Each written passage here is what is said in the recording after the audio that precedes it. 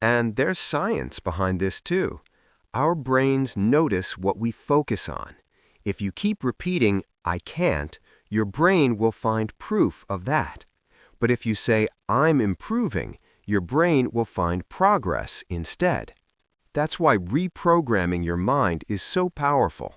You can use affirmations like, I am getting better every day, visualization, imagining yourself speaking confidently, and even gratitude, focusing on what is going well. I love that because when your mind believes you're growing, your actions naturally follow, and that's how real confidence starts to take root. So far, we've talked about mindset, but mindset alone isn't enough. You also need action. Exactly. Confidence grows when you practice it in small, daily ways. Think of it like exercise. You get stronger little by little. One of the easiest places to start is body language. Stand tall, smile, and make eye contact. Even before you speak, your body is already telling people, I believe in myself. And when you do speak, remember, you don't need complicated English to sound confident. Speak slowly and clearly. Simple words spoken with calmness are much more powerful than long sentences spoken with fear. Yes, and I always say take small risks every day. Ask one question in class, greet one new person, or practice one English sentence out loud. Each little risk builds your confidence brick by brick. And here's the key. Celebrate your wins. Write them down in a journal or just say to yourself, I did it. Even small victories count. Because the more you recognize your progress, the more your confidence grows. But Tom, there's another piece of the puzzle. Even if you're working on yourself, your environment plays a huge role. Absolutely. You've probably heard the saying, you are the average of the 5 people you spend the most time with. And it's true. If you surround yourself with negative people who complain all the time, it's hard to feel confident. But if you're around positive, supportive people, their energy lifts you up. Yes, for English learners, that might mean joining an English-speaking group or an online community. When you see others practicing, you feel safe to try too. And don't forget, sometimes it's just as important to reduce negativity. That might mean spending less time with people who put you down, or even limiting negative news in social media. I remember when I joined my first English learning community, suddenly I wasn't alone anymore. We encouraged each other, shared mistakes, and celebrated progress together. That made me feel so much more confident. That's such a great example. The right environment doesn't just support your confidence, it multiplies it. And to make this real, let's share some inspiring examples. Yes, one of our listeners, Ahmed, once told us he was terrified of speaking English at work. He stayed quiet in meetings, even when he had good ideas. But then he decided to practice with podcasts, just 5 minutes a day. He listened, repeated sentences, and slowly started speaking with colleagues. And over time, those small daily steps changed everything.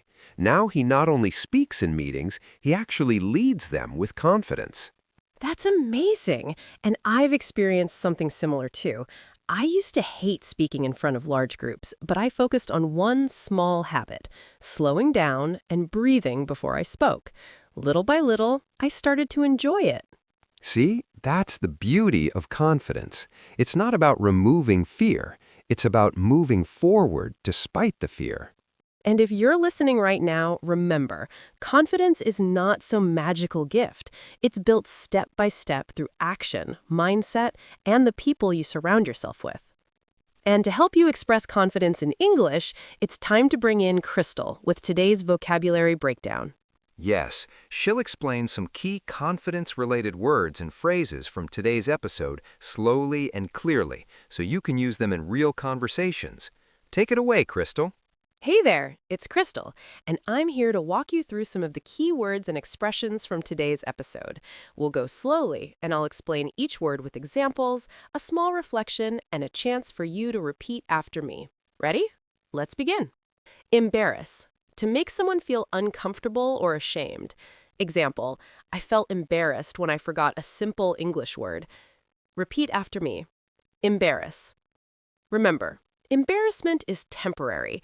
What feels embarrassing today often becomes tomorrow's funny story. Now, let's take a look at another one. Whisper. To speak very softly so only a few people can hear. Example. She whispered the answer to her friend in class. Say it with me. Whisper. Sometimes the whispers in your head say, "Don't try." But you can choose a louder voice, the voice that says, "Go for it." All right, next one. Hold back. To stop yourself from doing something because of fear or doubt. Example. He wanted to speak, but fear held him back. Repeat after me. Hold back. Ask yourself, what's holding you back right now? And what small step could help you move forward? Let's move on. Judge. To form an opinion about someone often too quickly. Example. Don't judge yourself too harshly when you make mistakes.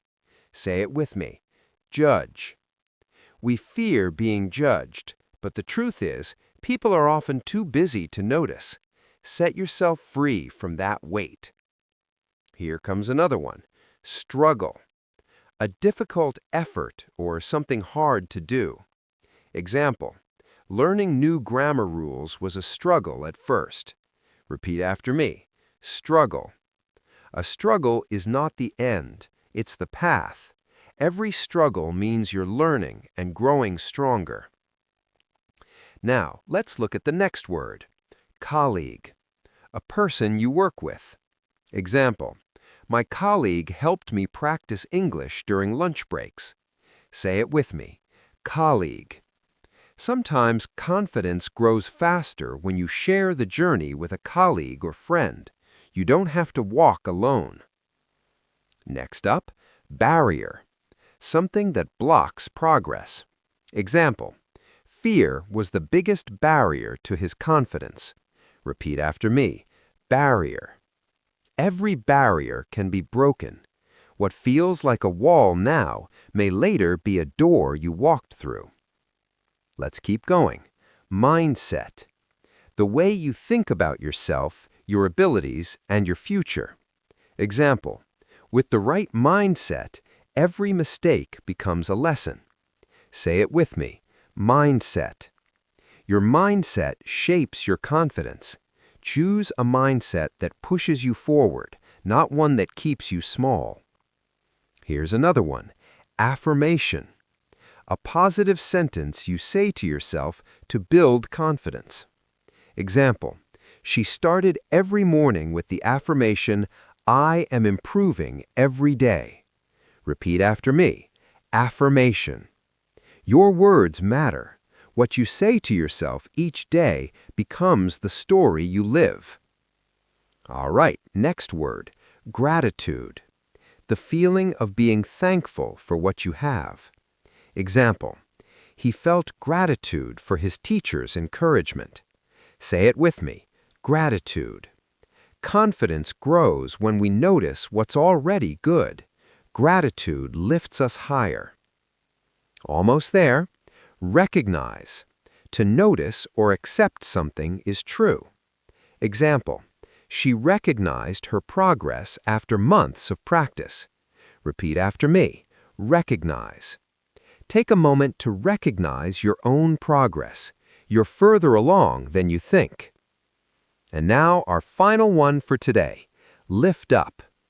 To make someone feel stronger, happier, or more confident. Example. Her kind words lifted me up when I felt nervous. Say it with me. Lift up. Confidence grows when we lift each other up. And today, I want to lift you up to remind you that you are capable. Beautiful work today. You didn't just learn new words, you explored them, reflected on them, and spoke them out loud. Take your time to review the PDF if you'd like to go deeper. And remember, confidence grows through small steps, repeated often. Keep practicing, and I'll see you in the next one. Thank you, Crystal. Those were some really powerful words, and I think they fit perfectly with today's theme of confidence. Absolutely. So, Tom, if we had to leave our listeners with one key takeaway from this episode, what would it be? I'd say this. Confidence isn't something you're born with. It's something you build. And you build it through small actions, the right mindset, and the people you surround yourself with. Yes. And remember, confidence doesn't mean being perfect. It means showing up even when you feel nervous. Progress always comes before confidence. Exactly. And to our listeners, here's our challenge for you. Take one confident step today. Maybe it's speaking one English sentence out loud, starting a short conversation, or sharing your opinion in class or at work. It doesn't have to be big. It just has to be today, because small steps repeated often lead to massive change over time. And don't forget, we've created a free PDF to help you practice. It includes today's vocabulary, comprehension questions, grammar exercises, and reflection prompts to boost your confidence in English and in life. You'll find it linked in the description below. And we'd love to hear from you. Leave us a comment. What's one small confidence action you're going to take today? If you enjoyed this episode, make sure to subscribe, share it with a friend, and leave us a review. Every bit of support helps us keep creating these episodes for you. Remember, you are more confident than you think. And every step you take brings you closer to the person you want to become. That's all for today. Thank you so much for joining us. We'll see you next time on Real English Voices. Your progress doesn't end here. To continue advancing your English skills, click on the next video or explore the additional videos we've thoughtfully selected for you.